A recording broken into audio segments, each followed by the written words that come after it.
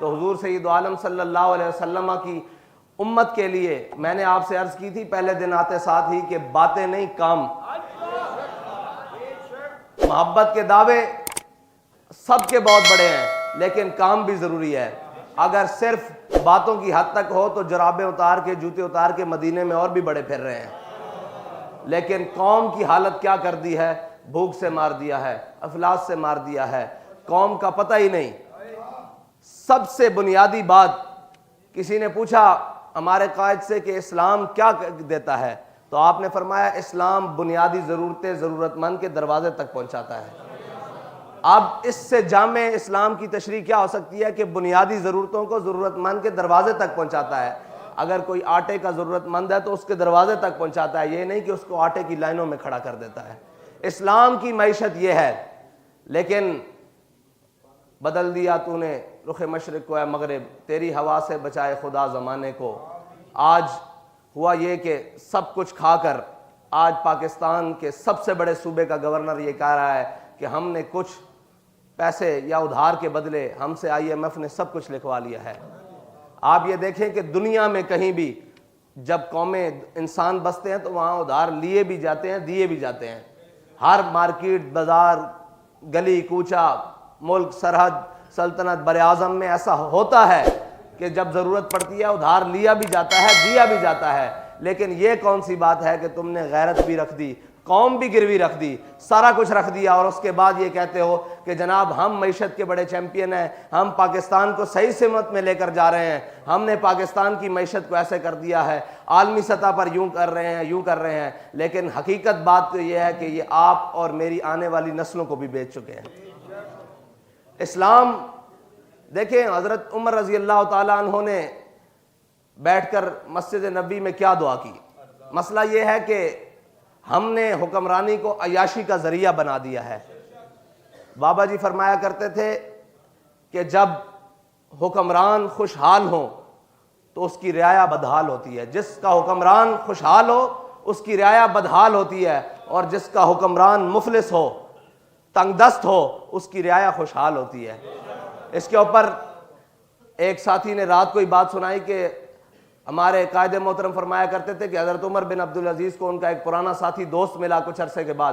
اس نے دیکھا کہ وہ بالکل کمزور ہو چکے ہیں, لاغر ہو چکے ہیں, جسمانی طور پر بڑے کمزور ہو چکے ہیں, تو آپ کی چہرے کی ہڈیاں چہرے کی یہ واضح ہو رہی ہیں. تو اس نے کہا عمر بن عبدالعزیز یہ تجھے کیا ہوا, جب سے تو حکمران بنا ہے میں نے آج تجھے دیکھا ہے تو بڑا کمزور ہو گیا ہے. فرمایا مجھے تو یوں دیکھ رہا ہے میری رعایا دیکھ صحت مند ہو گئی ہے کہ نہیں ہوگی. مسئلہ یہ ہے کہ حضرت عمر رضی اللہ تعالیٰ عنہ نے کوئی اور چیزیں نہیں مانگی. یہ لوگ سمجھتے ہیں کہ یہ بڑا آسان کام ہے, یہ نہایت مشکل کام ہے. قوم کو سنبھالنا اور اس کے سارے معاملات پہ نظر رکھنا اور پھر اس کو آگے لے کر چلنا, یہ بڑا مشکل کام ہے.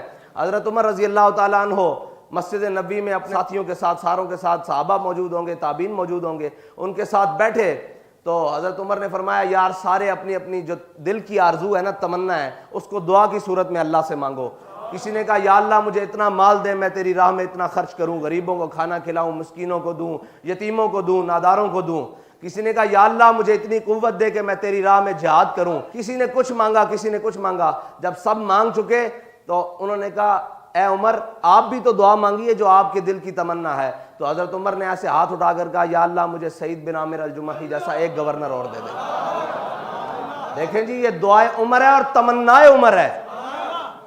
دعائے عمر ہے اور ساتھ میں تمنائے عمر ہے کہ عمر کی تمنا یہ ہے کہ مجھے زندگی نہ دے لمبی, مجھے کچھ نہ دے, مجھے ایک سعید بن عامر الجمحی جیسا گورنر دے دے. اور وہ سعید بن عامر الجمحی جیسا گورنر کیا ہے؟ تو حضرت سعید بن عامر الجمحی وہ ہیں کہ جب حضرت عمر نے اپنے دور خلافت میں غریبوں کی, حمص کے غریبوں کی لسٹ منگوائی تو سب سے اوپر ایک نام لکھا ہوا پایا, اس کے اوپر لکھا تھا سعید بن عامر.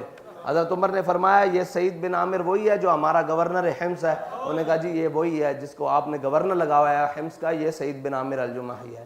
پھر آپ کی کچھ شکایات مدینہ پاک میں پہنچی, وہ سارا آپ نے واقعہ سنا ہے. مسئلہ یہ ہے کہ یہ نہیں کہ مجھے وہ لشکر دے دے. حضرت عمر بہت کچھ مانگ سکتے تھے, سارا کچھ, لیکن بندہ مانگا, دیانتدار مانگا, اور وہ مانگا جس کو اپنے سے زیادہ اپنی قوم اور اپنے عہدے کی جو حیثیت ہے اور حساسیت ہے اس کا پاس تھا. یہ ہے اسلام. اور حضرت عمر کے دور میں ہی جب ایران فتح ہوا تو بعض روایتیں ہیں, مختلف روایتیں ہیں, اس میں حضرت عمر رضی اللہ تعالیٰ عنہ کو جب حضرت سعد بن وقاص نے مال غنیمت بھیجا نا, تو ساتھ میں ایک لسٹ بھی بھیجی. اس میں لسٹ بھی تھی کہ یہ آپ کے یہ ہیں, یہ گھوڑے ہیں, یہ سونا ہے, یہ چاندی ہے. حضرت عمر نے کہا کہ ان کو لاؤ مسجد نبی میں رکھتے جاؤ. جب مال غنیمت آتا گیا, آخر میں لکھا ہوا تھا کہ اتنی سوئیاں بھی ہیں.